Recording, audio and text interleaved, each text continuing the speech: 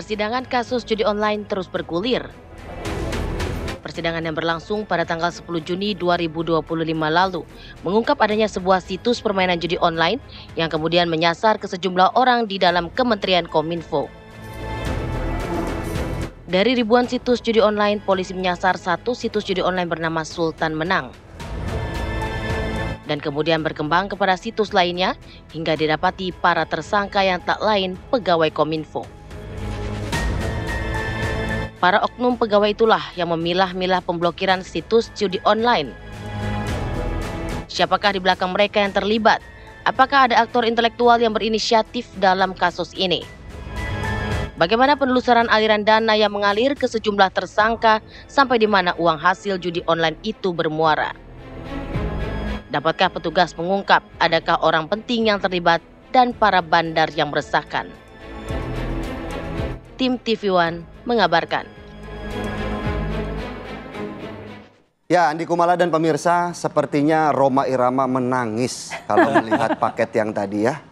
Bagaimana ruwetnya, sulitnya memberantas judi online di Indonesia begitu. Udah capek-capek Bikinin lagu dikampanyekan lewat lagu, tapi masih aja banyak yang terjerat. Ya, betul. Sekarang malah berkembang jadi online. Betul. Kalau dulu kan cuma judi, sekarang judi online. Zamannya Rhoma Irama belum ada online ya. Sekarang judi, makanya mungkin itu yang membuat sulit untuk diberantas sampai ke akar-akarnya kalau tadi kata Andi Kumala. Nah, untuk itu pada pagi hari ini kami akan membahas dengan beberapa narasumber terkait bagaimana mekanisme pemberantasan dari judi online. Sudah ada siapa aja, Andi Kumala? Ya, di studio maupun melalui sambungan Zoom sudah hadir Pak Natsir Konga, Jubir PPATK. Selamat pagi, Selamat Pak pagi, Natsir. Pak Natsir. Kemudian juga ada Mas Pratama Persada, pakar keamanan cyber. Selamat pagi. Selamat pagi, Mas Pratama. Mas Pratama. Melalui sambungan Zoom sudah bergabung Komjen Pol Purnawirawan Ito Sumardi, Kabar Reskrim Polri 2009-2011. Selamat pagi, Pak Ito. Selamat pagi, Pak Ito. Selamat pagi, Pak Mala. Selamat pagi, Mas Filipus. Iya, kita ke Pak Ito dulu ya. Pak Ito, sebagai mantan Kabar Reskrim, tentu Anda sudah mengetahui seluk-beluk menangani kasus-kasus besar, terutama yang seperti ini. Itu tantangannya apa sih sehingga ini sepertinya sangat sulit untuk diberantas, apalagi kalau ada dugaan orang-orang kuat di belakangnya? Ya, baik, Mbak Mala. Sesuai dengan pengalaman saya, untuk menangani kasus judi dengan modus operandi online ya, ini memang kan merupakan sesuatu yang baru ya di era digital. Di sini tentunya harus dilakukan secara terkoordinasi dan terintegrasi. Karena ini juga menyangkut kepada fungsi lembaga lain yang terkait dan kewenangannya mereka. Sehingga di sini memang betul sudah dibentuk oleh pemerintah Satgas ya, Satgas Pemberantasan Judol. Nah, tentunya yang dilakukan dari porsi kepolisian, pertama harus dilakukan penegakan hukum dan penindakan yang betul-betul konsekuen dan konsisten terhadap pelaku di dalam negeri tanpa memandang bulu ya. Jadi di sini betul-betul harus dilakukan semuanya secara tidak ada tebang pilih. Kemudian yang kedua adalah tentunya kita harus mengumpulkan analisa bukti digital. Karena ini kan untuk menjadi satu kasus, maka tentu pihak kepolisian harus mengumpulkan alat bukti. Kerjasama internasional, karena kita tahu servernya sekarang banyak berada di negara-negara lain yang memang melegalkan judi. Nah, ini tentunya akan menyulitkan juga bagi kita ya, bagi pemerintah kita yang tidak melegalkan judi. Kemudian memblokir akses dan melakukan patroli cyber. Ini sudah dilakukan oleh pihak kepolisian saat ini secara intensif, tapi tentunya dalam kapasitas yang terbatas. Kemudian mencegah dan mengedukasi masyarakat. Nah, ini kan kasihan ya, masyarakat kecil tidak tahu tiba-tiba ada iklan muncul. Nah, ternyata iklan itu adalah iklan judol ya. Mereka tidak mengerti, tidak paham sama sekali. Menangani modus baru dan pengawasan transaksi. Di sini ada Pak Nasir, PPATK. Ini sangat penting ya. Oleh karena itu tadi saya sampaikan harus terintegrasi dan terkoordinasi. Dan yang terakhir adalah mungkin tentunya kita harus melakukan reformasi internal dan pengawasan aparat. Kita tahu ada oknum-oknum yang terlibat, ini tidak menutup kemungkinan dari oknum penindak ataupun oknum-oknum lainnya. Kita tahu bahwa saat ini yang paling sulit adalah kalau judul ini ada backingnya. Tentunya menjadi keterbatasan bagi aparat untuk melakukan tindakan secara konsekuen. Nah, ini tentunya harus menjadi satu komitmen pemerintah dan tidak pandang bulu. Hilirisasinya atau hilirnya nanti adalah bagaimana untuk mencegah dan mengantisipasi jangan sampai mereka bisa berkembang tentunya dengan teknologi. Dan ini yang dikuasai oleh teman saya ya, sahabat saya Pak Pratama. Pasti beliau akan menyampaikan untuk masalah mengantisipasi dan juga mencegah jangan sampai rakyat kecilnya menjadi tertipu. Kalau untuk masalah backing yang tadi disampaikan oleh Mbak Mala, ini memang menjadi satu pekerjaan rumah ya bagi pemerintah. Harus kita lakukan tanpa padang bulu, tanpa ada perkecualian kepada siapapun juga. Demikian. Pak Ito, sayangnya Pak Ito, semua yang dilakukan yang tadi Pak Ito juga sudah jelaskan bagaimana mencegah, mengatasi judi online ya, ini masih menyasar di level akarnya. Kemudian apa langkah konkret yang harus dilakukan untuk memberantas, kalau tadi versinya Andi Kumala, ya kepala-kepala dari judi online ini Pak? Ya, sekarang kan kalau kita ada satu masalah ya Mas Filipus, kita harus mengidentifikasi dulu akar permasalahannya tuh apa sih, kenapa sih? Karena kan kita tahu kondisi masyarakat, ya kondisi sosial ekonomi negara kita kan tidak baik-baik saja.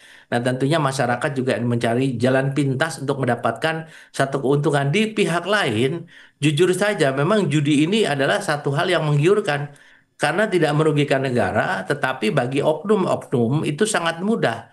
Karena apa? Mereka itu kan istilahnya, apalagi judol. Judol ini kan juga kadang-kadang sulit untuk dideteksinya ya, karena mereka dalam bentuk permainan.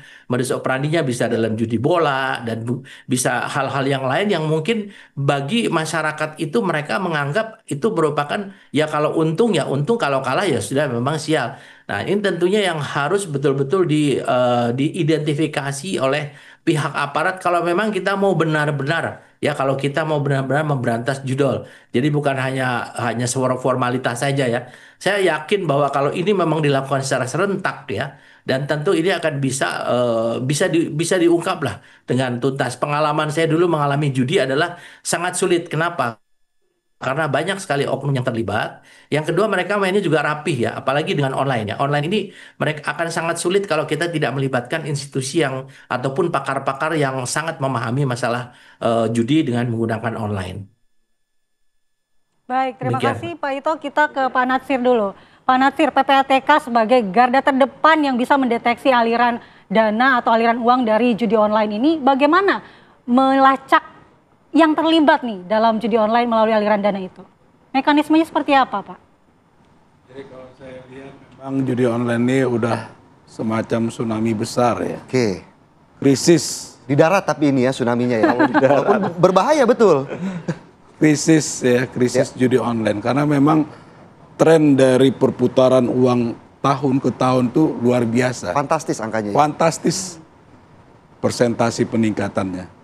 Dari 2017 sampai kuartal pertama ini di 2025, itu lebih dari 927 triliun perputaran dana dari judi online. 900 triliun lebih? Lebih, ya. Nah, tadi Pak Ito sebutkan, ini menyasar rakyat. Kalau kita lihat data, para pemain judi online di bawah,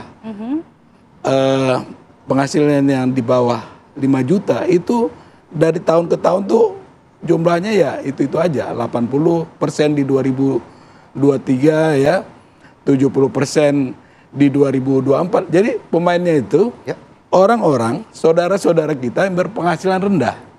Bayangkan ya bagaimana penghasilan rendah dibuat judi online, lalu kemudian biaya sekolah, biaya transport untuk rumah tangga ya, makan dan lain-lain itu dari mana diambil?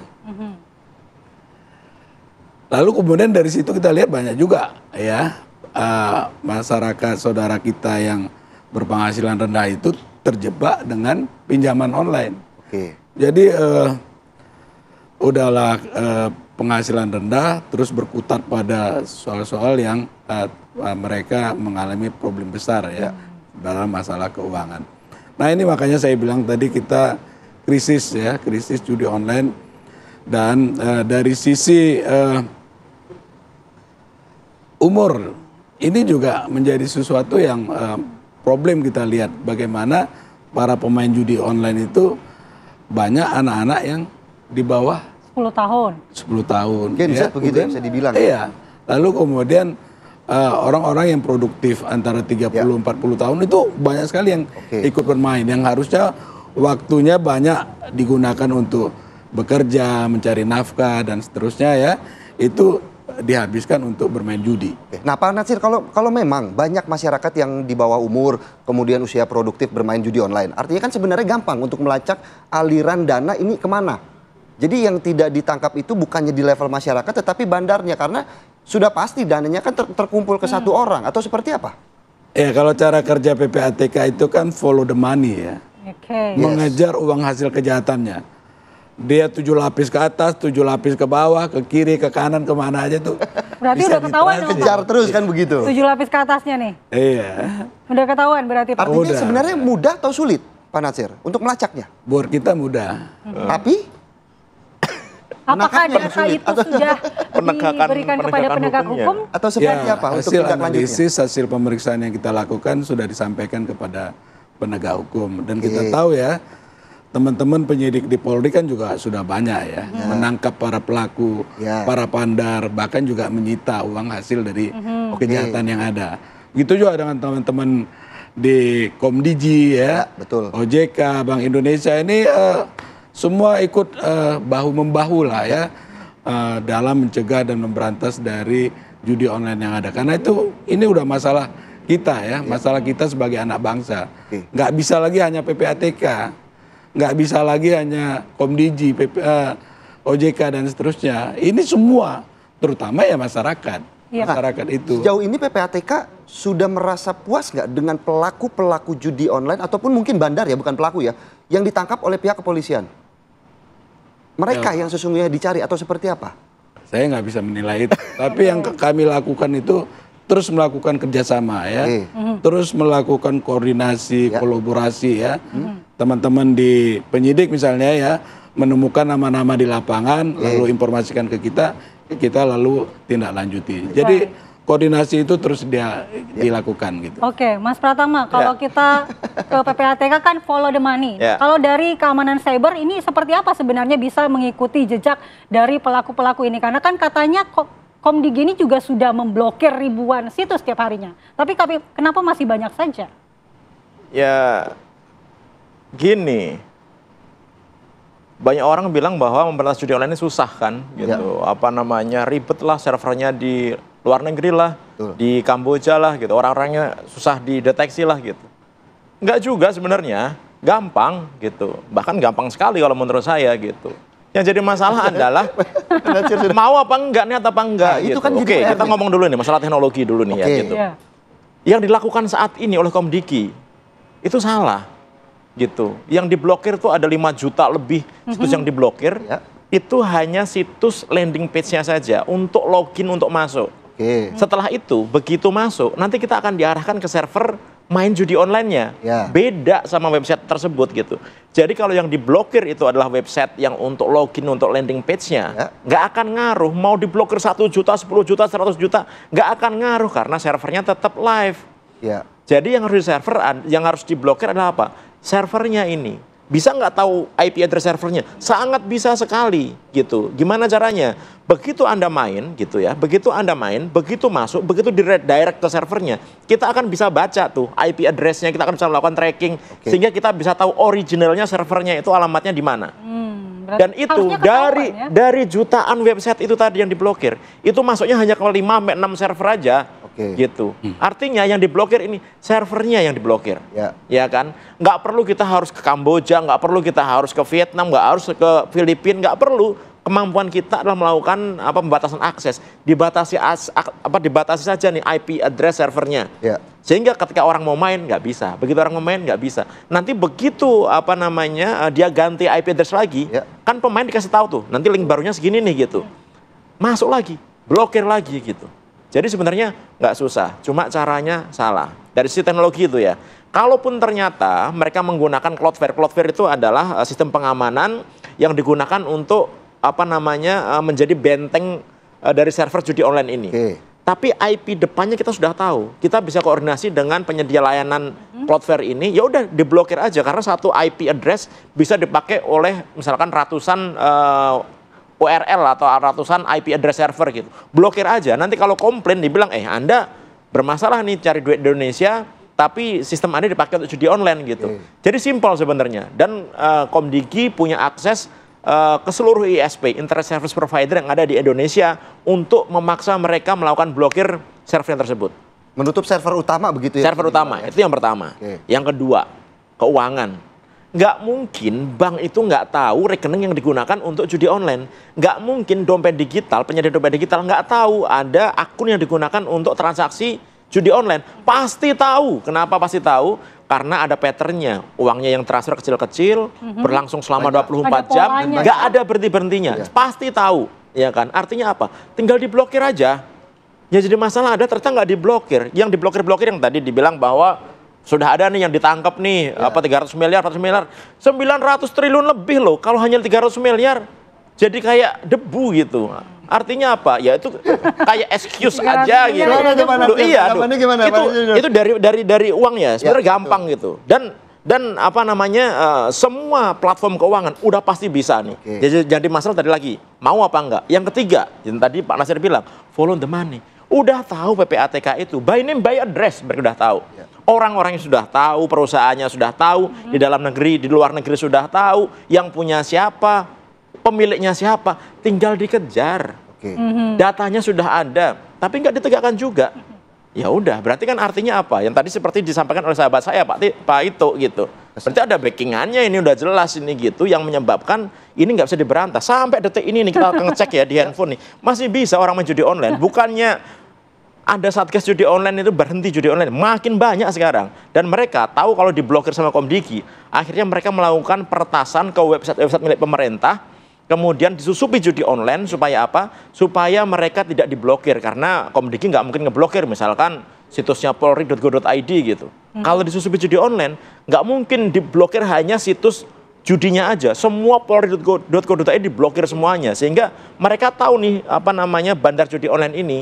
Nggak mungkin pemerintah kita memblokir websitenya pemerintah Go.id gitu. Makanya sekarang berarti kan ada perlawanan juga dari para judi mereka ngelawan gitu. Mereka ngelawan gitu. Iya kan, mereka ngelawan. Nah, bahasan kita kali ini kan gimana kita cara ngejar si bandarnya itu gitu. Itu kan sebenarnya kalau tadi follow the money, kita apa namanya follow the link gitu. Iya, follow the link gitu. Contohnya internetnya kemana? Contohnya misalkan Polri sudah berhasil melakukan penggerbekan ke salah satu agen judi online. Agen judi online itu pasti banyak komputer yang digunakan untuk transaksi gitu. Kemudian komputer itu digunakan untuk ngelink ke server dari bandarnya itu. Jadi harusnya kalau itu di digital forensik, di audit, kita jadi tahu IP address-nya itu berapa sih. Tapi kan biasanya mereka juga menggunakan kode-kode anonimus begitu ya, artinya menutupi IP-IP yang mereka akses. Apakah juga itu bisa diakses untuk dibuka, diketahui IP-nya? Ya bisa, makanya tadi Pak Ito bilang kita butuh kerjasama internasional juga untuk apa namanya mengungkap itu gitu. Tapi misalkan nggak itu pun gitu, kita punya apa namanya teknologi yang bisa digunakan untuk melakukan tracing. Sebenarnya ini asalnya dari mana sih? Oke, langsung kita tanya Pak Ito. Pak Ito, ini kan sudah bisa melalui follow the money dan juga follow the IP. Bagaimana Pak Ito? Makasih Mbak. Saya kira kita bicara masalah hukum dan masalah teknologi ya. Teknologi tadi yang disampaikan oleh Pak Pratama ya itu betul sekali Mbak ya. Kadang-kadang kita ini punya sistem di negara kita kalah dengan sistemnya bandar-bandarnya mereka. Tapi ada bargaining ya. Misalnya kalau kita melakukan satu tindakan yang betul-betul masif, mereka menghack untuk sistem daripada informasi yang ada di negara kita, misalnya di kepolisian atau di mana ya. Nah, habis itu mereka melakukan bargaining. Kira-kira ini masih terus atau gimana? Nah, itu yang saya tahunya demikian. Saya yakin Pak Pratama akan bisa menjelaskan lebih rinci. Jadi tadi disampaikan sepintas bahwa memang mereka juga melakukan upaya apa namanya fight back sehingga dengan begitu ya akhirnya ini menjadi kendala juga. Yang kedua, betul yang disampaikan Pak Pratama. Kalau Satgas seharusnya semua fungsi-fungsi yang terlibat di dalam Satgas itu harus saling mendukung dan saling mengawasi dan saling mengingatkan. Nah ini kan repotnya kalau misalnya kita jalannya parsial, hanya di atasnya Satgas, tapi pada kenyataannya kita masing-masing kerja sendiri, apalagi kalau ada oknum-oknum yang terlibat. Jadi di sini kuncinya adalah dukungan lintas sektoral dan penanganan secara menyeluruh sangat penting agar pemberantasan online betul-betul efektif dan berkelanjutan. Nah, tadi disampaikan oleh Pak Nasir, betul sebetulnya. Kenapa kita tidak kalau memang sudah ada masukan dari PPATK atau dari OBJK atau ini kita bisa melakukan blokir dulu. Nanti kalau mereka memang tidak terbukti bahwa itu bukan merupakan judi online, ya kita buka lagi blokirnya. Paling tidak ada upaya untuk mengamankan. Dan yang paling sulit memang ya Mbak Mala, ini saya sendiri juga kemarin juga ada satu pengemudi saya lihat kok dia asik, ternyata dia lagi main judi online. Langsung saya beri peringatan keras dan saya ancam. Tapi hal yang demikian ini sangat sulit untuk dideteksi karena sasarannya adalah masyarakat yang di bawah yang kurang paham. Mungkin kalau saya dengan Pak Pratama dan dengan Pak Nasir, ya mungkin nggak mungkin lah kita bisa terkecoh ya dengan sistem telekomunikasi yang kita pahami. Tapi kalau orang-orang kecil ini kan nggak tahu, mungkin kecil-kecil tapi secara kuantiti mereka itu bisa menghasilkan yang sampai 900 sekian triliun. Jadi saya sependapat tadi kalau misalnya masukan dari PPATK kita freeze dulu. Setelah kita freeze, baru setelah ada misalnya klarifikasi, baru kita buka yang memang tidak terlibat. Saya kira itu kembali kuncinya tadi Pak Pratama. Ada nggak kemauan?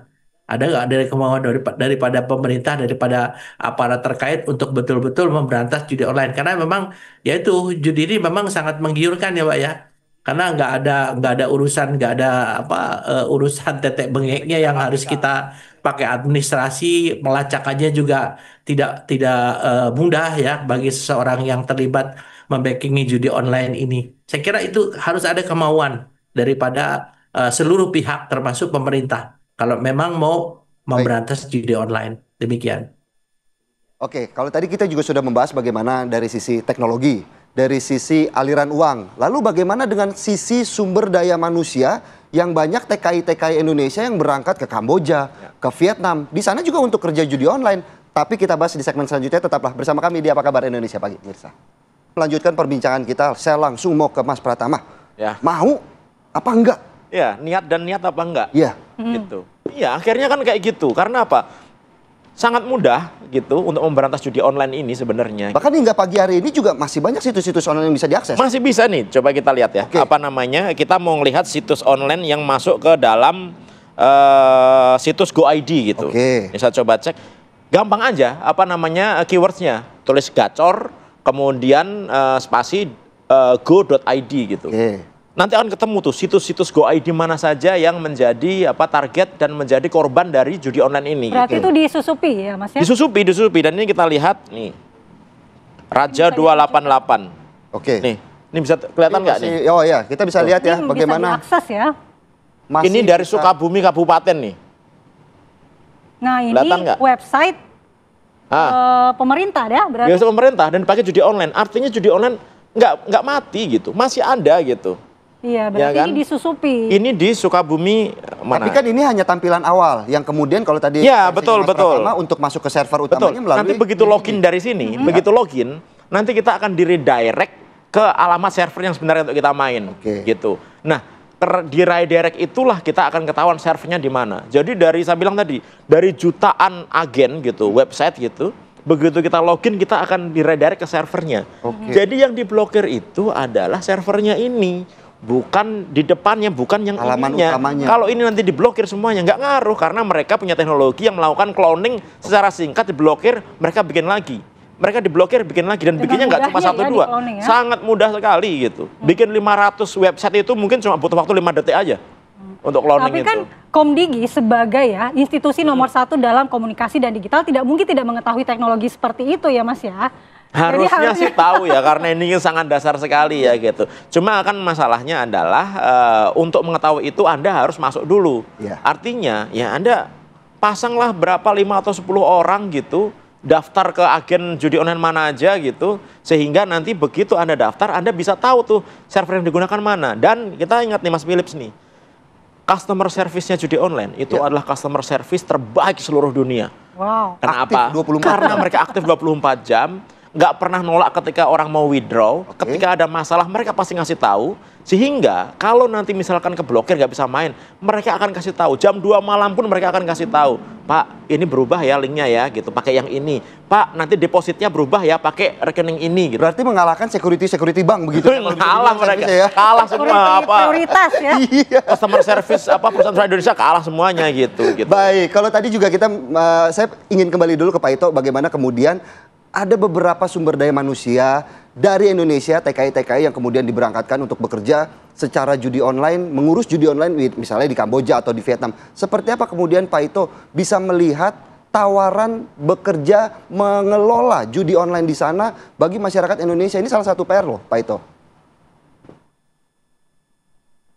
Pertanyaan Mas Philip, pengalaman saya waktu jadi Kabar Eskrim dan pengalaman saya waktu menjadi duta besar di Myanmar sebagai salah satu server yang melaksanakan judi online seluruh dunia.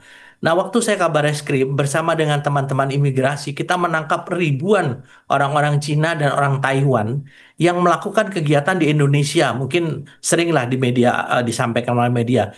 Saat mereka dipulangkan, Mas, mereka itu tangan kakinya diborgol.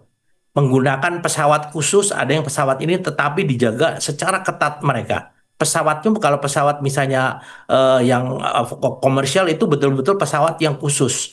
Kemudian kita sekarang sementara banyak orang-orang kita yang terlibat dalam sindikat. Ini kan sindikat. Mereka tuh bukannya jadi korban, sebenarnya mereka memang mencari pekerjaan dan dipekerjakan oleh sindikat. Diterimalah di Indonesia seperti pahlawan ya, mohon maaf ya, dengan pesawat khusus ya, mereka seperti menjadi korban. Kalau memang itu seorang, saya kan mantan duta besar ya, jadi saya tahu betul siapa pelaku judi-judi online ataupun orang yang memang menjadi mungkin overstay dan lain sebagainya. Tapi saya melihat miris juga dan saya sempat menyampaikan kepada teman-teman saya di jajaran Kemlu, mungkin buat menjadi pertimbangan gitu ya. Kalau terhadap mereka itu janganlah begitu pulang ya mungkin kita terima, kita peluk-peluk ya. Padahal mereka itu sebetulnya memang berangkat sana dengan niat diberangkatkan oleh sindikat untuk melakukan kejahatan. Jadi saya kira hal yang demikian juga harus kita lakukan ya seperti dilakukan oleh negara Cina maupun Taiwan ya. Kalau mereka mengirim ke sini, pulang itu dikasih baju oranye, tangan kakinya diborgol. Saya ngawal sendiri itu ke bandara ya waktu saya masih dinas di sini. Nah, saya kira mungkin ini yang harus menjadi perhatian juga, bahwa sindikat ini pengiriman mereka untuk keluar itu betul-betul juga harus menjadi sasaran gitu ya.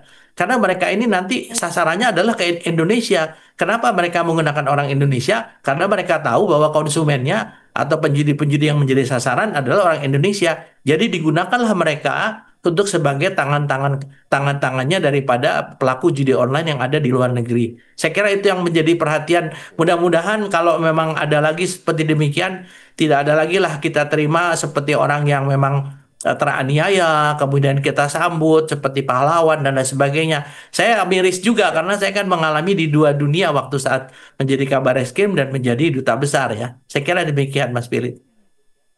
Berarti ini artinya kan permasalahan judi online ini semakin kompleks saja ya. Jadi masyarakat Indonesia bukan hanya jadi korban sebagai pengguna, tetapi juga jadi korban sebagai pekerja. Ini seperti apa langkah konkret yang harus dilakukan oleh penegak hukum, Pak Ito?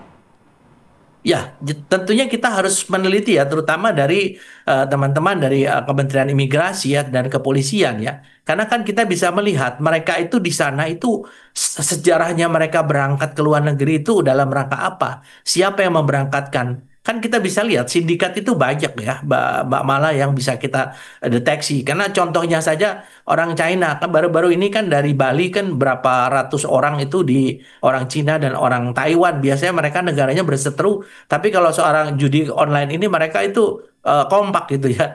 Ya. Jadi saya kira ini pun harus menjadi perhatian kalau memberangkatkan orang keluar. Untuk tujuan apa tinggal di sana, tentunya teman-teman dari imigrasi yang akan bisa mengetahui tujuannya mereka. Nah, kalau mereka memang terlibat, ya mereka juga harus dilakukan penegakan hukum ya. Jangan sampai di sini dianggap sebagai korban, kemudian dilepas. Mereka akan kembali lagi, pasti tidak akan selesai. Nah, apalagi mereka sudah terbiasa ya dengan sindikatnya itu. Mereka dengan sindikat akan diberangkatkan lagi. Dan di sana tuh memang kalau misalnya situsnya atau servernya itu rugi, biasanya itu yang akhirnya mereka tidak dikasih uang, tidak digaji, diterlantarkan. Itu pengalaman saya di Myanmar ya Mbak ya. Myanmar itu juga menjadi salah satu tempat server judi selain Thailand, kemudian juga di tempat-tempat lain ya. Saya kira itu yang Kamboja ya. Biasanya Myanmar, Kamboja, Thailand itu pengalaman saya. Dan saya beberapa kali memulangkan orang yang memang bekerja di judi online ya di negara Myanmar pada saat menjadi dubes di Myanmar. Tapi saya memberikan catatan kepada pemerintah Indonesia melalui imigrasi, tolong orang ini juga dilakukan pendalaman ya, dan kalau memang terlibat dengan masalah hukum, segera dilakukan penegakan hukum. Itu yang harus dilakukan juga oleh Satgas ya. Saya kira demikian Pak Mala. Baik, Pak Ito. Saya langsung mau ke Pak Natsir. Pemblokiran 2.000 rekening yang kemarin dilakukan jadi sia-sia dong. 20.000 lebih. Ya, bagaimana Pak? Ya nggak ada yang sia-sia ya. Oke. Semua berjalan. Ya. Ya memang di sana sini ada tentu ya rintangan, halangan. Tapi yang pasti semua bersemangat. Betul. Semua bekerja keras ya untuk bisa paling tidak menurunkan angka dari perputaran uang judi online. Jangan diturunkan Jumlah dong, pemain kan. diberantas begitu. Diberantas, Ya. tapi memang untuk sampai 0 itu ya agak sulit ya. Pak Natsir aja isi pesimis bensin nih kayaknya. yang dimulai dari nol, Semangat isi itu bensin harus begitu kita ya. tanamkan kuat. Lagi-lagi Oke. juga ini tidak bisa kerja sendiri. Betul. Kita semua sebagai anak bangsa itu harus ikut bahu-membahu. Khususnya saudara-saudara kita ya. Ya dimulai dari kita tentunya. Betul. Bagaimana jangan sampai keluarga kita ikut bermain judi online. Lingkungan kita jangan ikut bermain judi online. Kan gitu ya. Kalau demand-nya terus meningkat, ya sekuat apapun kita juga itu akan sulit gitu loh. Berarti ada edukasi juga ke masyarakat seharusnya ya. edukasi ya, pengawasan orang tua terhadap anak, terhadap keluarga. Edukasi bisa untuk orang yang belum main. Kalau yang udah main, Udah terlanjur. nggak akan bisa udah. Karena mereka sudah adiktif, mereka udah merasa bahwa ini adalah cara cepat untuk jadi kaya, Baik. gitu. Sehingga mereka dikasih tahu kayak apapun gitu, dia bilang bahwa udahlah pasti lu kalah kalau main gitu. Hanya 0,001% kemungkinan menangnya, nggak akan percaya Ya, mereka. harus ada treatment khusus ya Gitu. untuk Iya karena Nah, iya, ini makanya bukan ditutup lagi itu judi, tapi gamenya. penipuan itu. Gitu. Benar nggak? Prof? Iya betul. Baik. Baik, Betul. kalau kata Pak Natsir tadi kita harus tetap semangat ya meskipun kedengarannya sulit ya kita harus tetap semangat memberantas judi harus online. nol begitu. Iya. Kalau Iya. bisa ya. Kita Nah, berharap jadi sebenarnya kalau masing-masing Satker ini Ya. dalam Satgas Penegak Hukum ini, Satgas Pemberantasan Judi Online ini bekerja sesuai dengan tugasnya masing-masing Ya. aja. Udah oke nih, Komdigi, nggak usah mikirin server di Kamboja deh. Mikirin aja tentang blokir servernya gitu. begitu.